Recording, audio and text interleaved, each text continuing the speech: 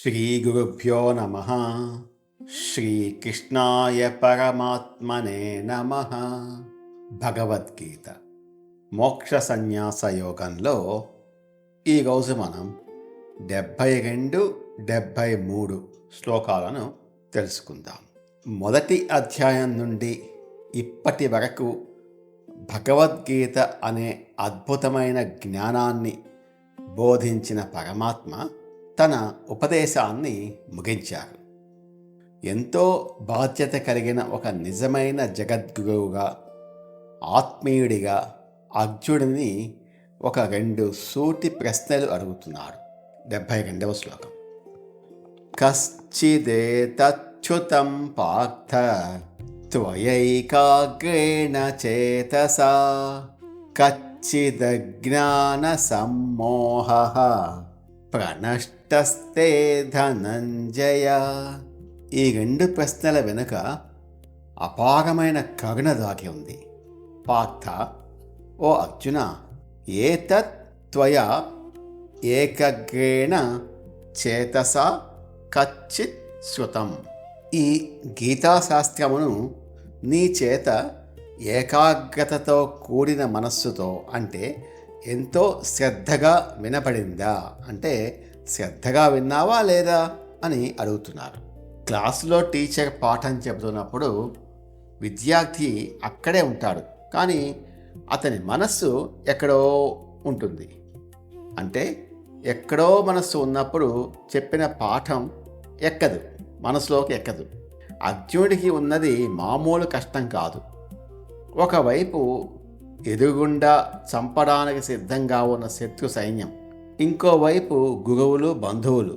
అంతటి తీవ్రమైన ఒత్తిడిలో యుద్ధభూమి మధ్యలో ఉన్న అర్జునుడు తాను చెప్పినటువంటి ఈ సూక్ష్మమైన వేదాంతాన్ని నిజంగా ఏకాగ్రతతో విన్నాడా లేదా అని శ్రీకృష్ణుడు నిర్ధారించుకుంటున్నాడు. ధనంజయ, ఓ ధనంజయ, అర్జున, తే అజ్ఞాన సమ్మోహః కచ్చిత్ ప్రణష్టః.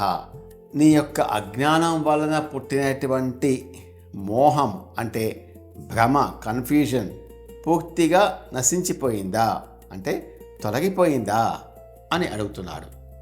అర్జునుడి యొక్క అసలు సమస్య యుద్ధం చేయలేకపోవటం కాదు, ఆ శరీరాలు శాశ్వతం అనుకునే అజ్ఞానం. వాళ్ళంతా నా వాళ్లే అనే మోహం, మమకారం. ఒక వైద్యుడు మందు ఇచ్చిన తర్వాత రోగిని ఇప్పుడు నొప్పి తగ్గిందా, జ్వరం తగ్గిందా అని ఎలా అడుగుతాడో, భవరోగ వైద్యుడనేటువంటి కృష్ణుడు కూడా అర్జున, నీ అజ్ఞానం అనే జబ్బు, మోహం అనే భ్రమ ఇప్పుడు పూర్తిగా నశించిపోయాయా, నీకు క్లారిటీ వచ్చిందా లేదా అని అడుగుతున్నాడు. ఉపదేశం అంతా పూర్తయిన తర్వాత కృష్ణుడు అర్జునుడిని, నేను చెప్పిందంతా ఏకాగ్రతతో విన్నావా, అజ్ఞానం వల్ల నీకు పుట్టిన భ్రమ, కన్ఫ్యూజన్ ఇప్పుడు పూర్తిగా తొలగిపోయాయా లేదా అని ఎంతో ప్రేమతో అడుగుతున్నాడు. శిష్యుడి సందేహాలు పూర్తిగా తీరినప్పుడే కదా గురువు యొక్క పని పూర్తి అవుతుంది అని చెప్పేటటువంటి గొప్ప శ్లోకం ఇది. కచ్చిదేతచ్యుతం పార్థ త్వయైకాగ్రేణ చేతసా కచ్చిదజ్ఞాన సమ్మోహః ప్రణష్టస్తే ధనంజయ. ఓ పార్థ, నేను ఇంతవరకు చెప్పిన ఈ జ్ఞానాన్ని నీవు ఏకాగ్రతతో విన్నావా? ఓ ధనంజయ, అజ్ఞానం వల్ల నీకు మొదట్లో కలిగినటువంటి మోహము, అంటే సందేహాలు మరియు కన్ఫ్యూజను ఇప్పుడు పూర్తిగా తొలగిపోయిందా అని అడుగుతున్నాడు శ్రీకృష్ణ పరమాత్మ. 73వ శ్లోకం. శ్రీకృష్ణుడు అడిగిన ప్రశ్నకు అర్జునుడు ఈ శ్లోకంలో సమాధానం ఇస్తున్నాడు. ఇది భగవద్గీత ఉపదేశం యొక్క సక్సెస్, అంటే విజయాన్ని సూచించే శ్లోకం.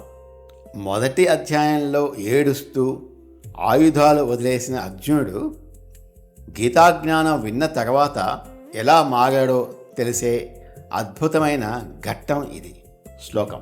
అర్జున ఉవాచ నష్టో మోహస్మృతిర్లబ్ధా త్వత్ప్రసాదాన్మయాచ్యుత స్థితోస్మి గత సందేహః కరిష్యే వచనం తవ.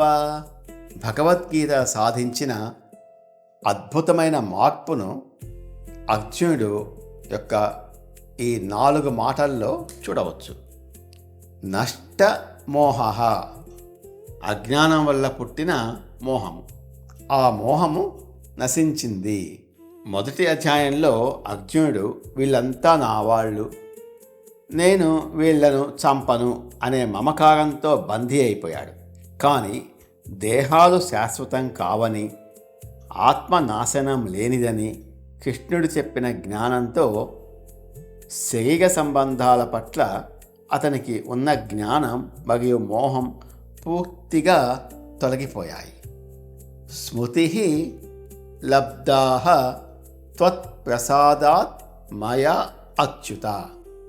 ఓ అచ్యుత, నీ అనుగ్రహం వల్ల నా స్మృతి అంటే ఆత్మజ్ఞానము, నా అసలు కర్తవ్యం గురించిన స్పృహ పొందాను. నీ కృప వల్ల నా కర్తవ్యం గుర్తుకొచ్చింది.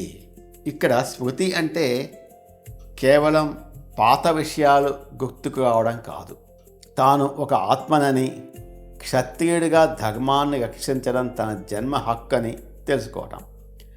ఇదంతా తన సొంత బుద్ధితో రాలేదని, కేవలం నీ అనుగ్రహం అంటే ప్రసాదం వల్లనే సాధ్యమైందని అర్జునుడు కృతజ్ఞతతో చెప్తున్నాడు. కృష్ణుడిని ఇక్కడ అచ్యుత అంటే తను నమ్ముకున్న వాడిని ఎన్నటికీ పడిపోనివ్వనివాడు, జాగిపోనివ్వనివాడు అని పిలవడం ఎంతో అర్థవంతం. స్థితః అస్మి గత సందేహః, సందేహాలన్నీ తొలగిపోయి యుద్ధం చేయడానికి స్థిరంగా నిలబడి ఉన్నాను. 2వ అధ్యాయంలో అర్జునుడికి చేతులు వణికాయి, గాంధీవం జారిపోయింది, రథం మీద కుప్పకూలిపోయాడు. కానీ ఇప్పుడు గీతామృతం తాగిన తర్వాత అతనిలో సందేహాలన్నీ గత సందేహ పోయాయి. ఏడుపు పోయి గొప్ప ఆత్మవిశ్వాసంతో ధైర్యంగా యుద్ధానికి సిద్ధపడి రథం మీద స్థిరంగా నిలబడ్డాడు. కరిష్యే వచనం తవ, నీ యొక్క మాటను పాటిస్తాను, నీ మాట వింటాను. ఇది శరణాగతికి పరాకాష్ట. నాకు ఏది ఇష్టమో అది చేయను, నీకు ఏది ఇష్టమో అదే చేస్తాను.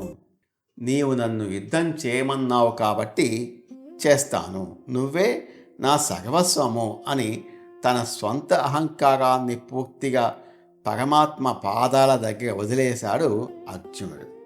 శ్రీకృష్ణుడి ఉపదేశం విన్న అర్జునుడు ఒక సంపూర్ణమైన మార్పును పొందాడు. తన మనస్సులోని అజ్ఞానము, కన్ఫ్యూజన్ అన్నీ తొలగిపోయాయి.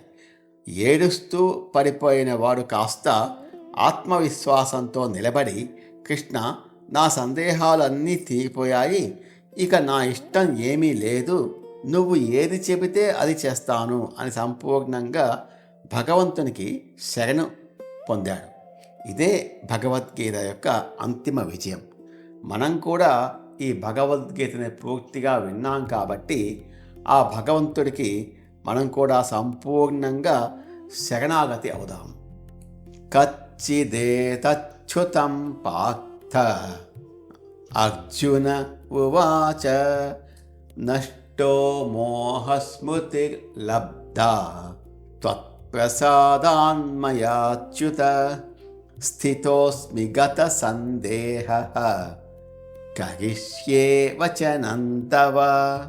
అర్జునుడు ఇలా అంటున్నాడు, ఓ అచ్యుత, నీ దయ వలన నా మోహమంతా పూర్తిగా నశించిపోయింది.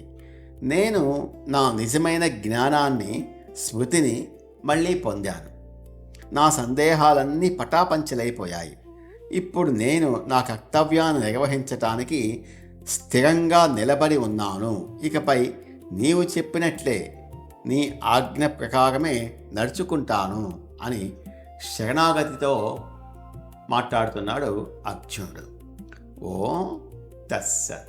నమో భగవతే వాసుదేవాయ. ఏతత్ ఫలం శ్రీకృష్ణార్పణమస్తు. స్వస్తి.